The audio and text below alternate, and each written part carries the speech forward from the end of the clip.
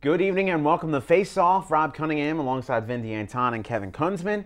We're going to talk about the NFL today. Free agency coming up. Kevin's not here. Kevin's not here. Kevin's not here. Kevin! That's Michael Layden. That's our movie parody for the week. Thank you. Stop. Oh, what? Why are you screaming? Because I thought you didn't want to do it. Just leave it on camera 3 for the shot. Well, then do it. Also, as soon as the red thing comes on and they're zooming in, can you start earlier? Because it's always like a delay and it's awkward. All right. Well, I was waiting for him to cue me. He's just listening to his floor. One of you cue him, please. What? One of you. All right, wait. I am. What's going the on? talent. I wait for the floor manager What to are cue you- me. That's what the are way you- it's supposed to go. Who were you, Corey Shiner? Oh wait, what did the Seahawks give up? A first? Ready? A fifth? 2 picks. I forget where.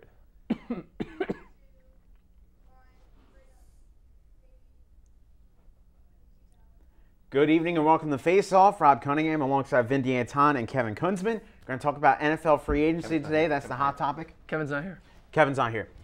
Anyway, Kevin's not here. Kevin! That's Mike Galeta, and that's our movie parody for the week as we start off Face Off with a bang. We're going to start with the NFL free agency, our hot topic today. But first, a couple of trades getting pulled off yesterday by some division rivals, Seahawks and Niners. Niners get Anquan Boldin. Seahawks get Percy Harvin. Guys, better deal.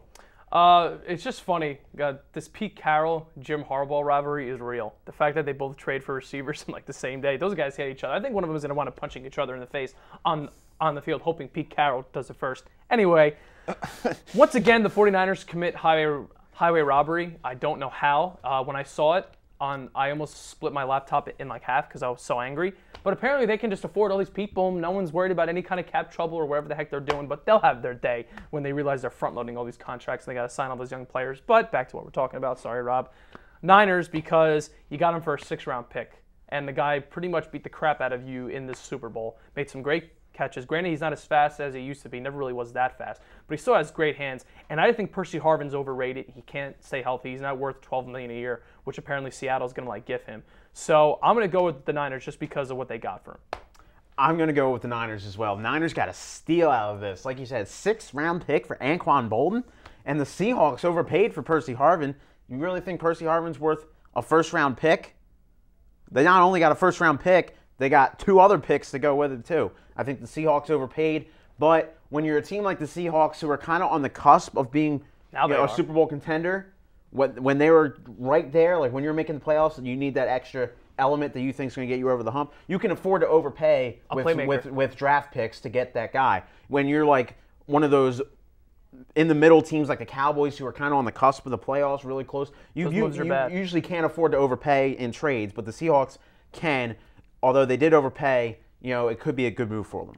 Now, while I do agree the 49ers basically just stole Anquan Boldin, a 6th-round pick. I have to actually go with the Seahawks basically because talent-wise.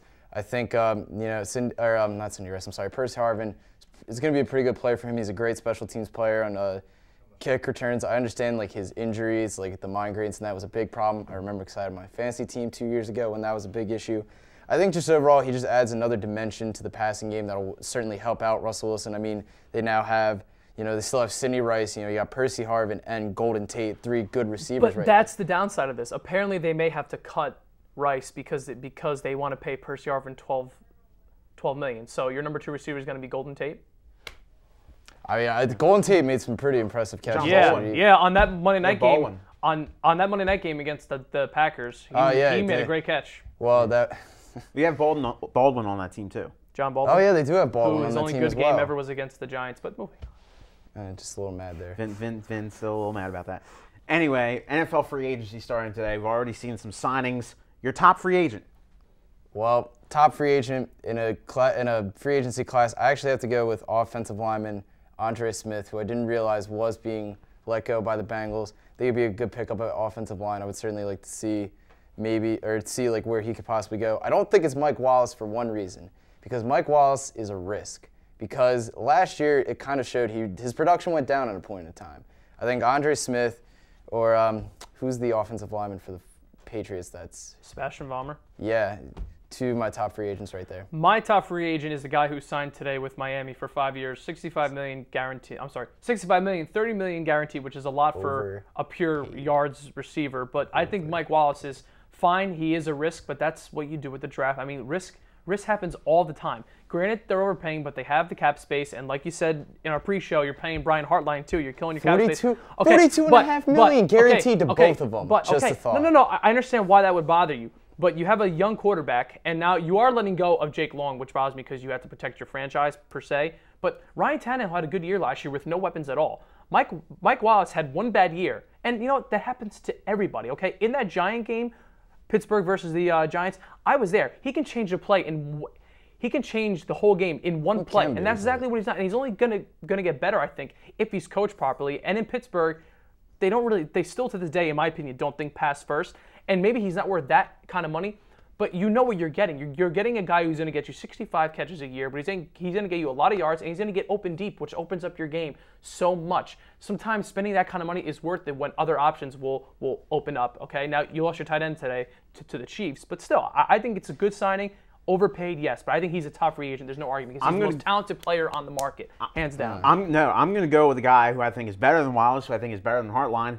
I'm going to go with Greg Jennings. I like that. Yeah. Yep. Greg Jennings, who I think is only 29 years old, is in the prime of his career, great playmaker, can get down the field, and he'll go up and catch balls for you. Greg Jennings. Great hands, great route runner. Yes, I really would be very interested to see how Aaron Rodgers does without Greg Jennings. Well, see, that was my thing, because everyone keeps talking about Wallace, but people don't realize that Greg Jennings, like Brett Favre, before Greg Jennings, Brett Favre had two mediocre years. Once Greg Jennings came to the Packers, Brett Favre changed, and he was the only good receiver Aaron Rodgers had when Aaron Rodgers first started playing quarterback after Brett Favre left. So yeah, I would honestly rather sign Jennings over Wallace. I think Wallace is the most talented player, or was the most talented player on the market. And the Vikings, you better sign Greg Jennings, because I'm just telling you, if you don't sign Greg Jennings or trade for Victor Cruz, they need a receiver. They need a receiver. Yeah, Speaking of Victor Cruz, can you imagine Jennings going back to the Lambeau as a member of the Vikings? I think he should do it.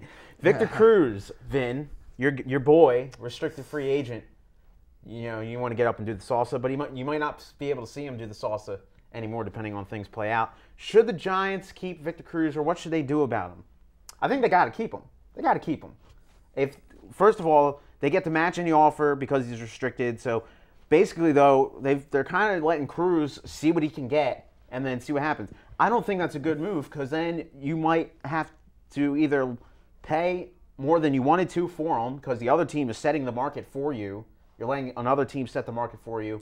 Or if you let him go, you do get a first-round pick back. But, I mean, can the Giants really afford to lose Victor Cruz after the past 2 years that he's had? I really don't think they can afford to lose Victor Cruz. Victor Cruz is a really valuable receiver to them right now. And there are going to be teams that are going to make offers. I think I'm now hearing buzz that the Rams might try to go and make an offer. And the Giants... Rams need a receiver? The Giants should have extended his Vikings contract need a receiver last year. now? They need to try to keep him around and then get a good contract structure. What happened with the Giants him. was after he had that great year last year, they were thinking he's going to have a down year this year. And he did. But all because it wasn't as great as the year before doesn't mean he had a down year. Giants should just sign him, because now you have to sign him for even more. You should have signed him after last year. And you know what? If I'm Victor Cruz, he's been really classy about it. Guess how much money Victor Cruz has made in 3 NFL seasons? I'm not talking sponsors, just pure NFL contract. Mike Trout money? $1.31 million. You had to throw in Trout, didn't you? I think he's worth a first-round pick. I think you are going to run into a team that's going to give a stupid offer, like $50 million. But here's the thing. Okay, they said Hakeem Nicks is more important than Victor Cruz to the offense. Apparently, that's what's going on. Because if you think about it, when Hakeem Nicks was hurt, Eli Manning fell off the face of the earth. And you got to sign JPP next year. You have to re-sign Tuck, which you don't have to. You got Nicks. You got Linval Joseph, who are very valuable. And you don't know what you're going to get with Cruz, okay? I could see why maybe he does fall off one more year. But the guy who I blame for not being able to afford Victor Cruz is this guy right here, Eli Manning. You're not worth $100 million, first off, because you went 4 games this year without throwing a touchdown pass. Okay, people get on Tom Brady and all these quarterbacks that they hate because they don't take pay cuts, or like when they do, well, he's just gonna just backload the deal. Okay, Eli Manning, restructure your contract. Okay, you need these weapons. Why they won't have Eli Manning restructure his contract at all, or why he won't take some kind of pay cut to keep the guys that make him? Because let's think about it. Victor Cruz's touchdowns 2 years ago, as great as Eli Manning was, that was a lot of Victor Cruz breaking tackles and taking the ball 50 yards down the field. They need you him. have to get back Cruz, but if they don't, I totally understand. But the Giants have nobody to blame but themselves, because you didn't give him the contract last year, and you know it's going to bite you in the rear end. But Either way, I think they're the best team in the East, whether they lose them or not. So, yeah, we'll see. The NFC Still East. early. Still early. Anyway, speaking of the NFC East, another NFC East team, the Philadelphia Eagles, with that number 4 pick in the draft next month, working out Geno Smith. Can you see the Eagles taking Geno Smith? With the pick? fact that Jeff Lurie was there for the workout says all you need to know of how he does run the team and how Roseman doesn't do anything.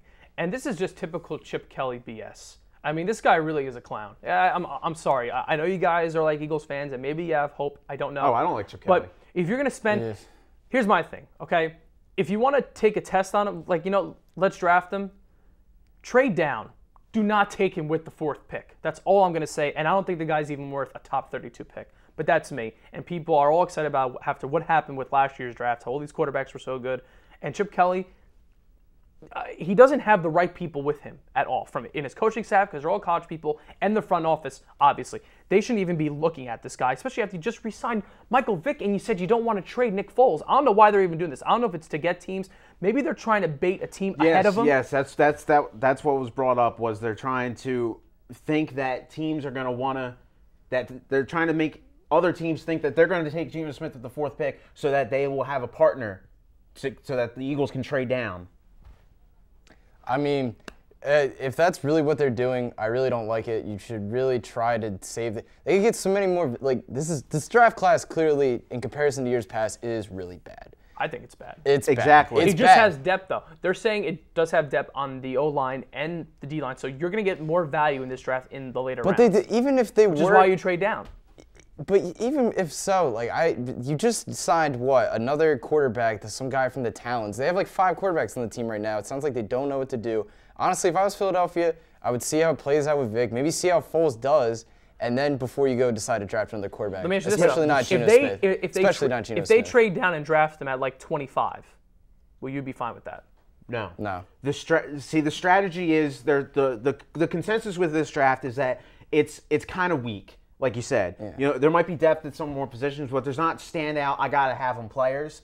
You can get the same guy at number 4 than you can at number 12. I understand. Stuff like that. So the thing is, it's hard to find partners to if you want to trade down. It's hard to find. You have to find somebody to trade that wants to trade up. It's hard to do that when the draft class is not as deep. There's value all over the place.